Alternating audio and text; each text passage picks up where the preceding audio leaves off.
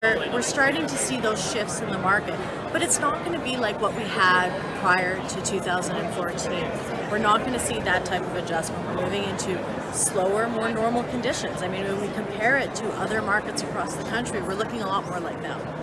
And so, as you mentioned up there, what kind of things can we expect? Or is people keep wanting the prices to go up? Is that going to happen? I think we have to see supply levels come down a bit more before we start to see price improvements. Now, I'd have to say that it's likely going to depend on the product type as well. Because we're starting to see improvements at the lower end of the market, that's actually an area you might start to see some price growth. Not a lot, but you'll start to see some.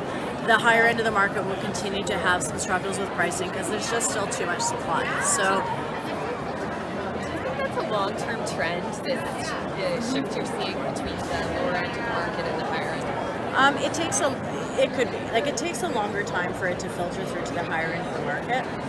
As we start to see improvements in the lower end, eventually it starts to play through, the mid-range and keep moving up on the market. But that does take a much longer period of time. And the challenge that we've had is that we don't have the same type of job growth and that higher paid sort of salaries that we've seen historically. So that for that reason alone, it will take a lot longer to see those improvements filter through the higher end of the market.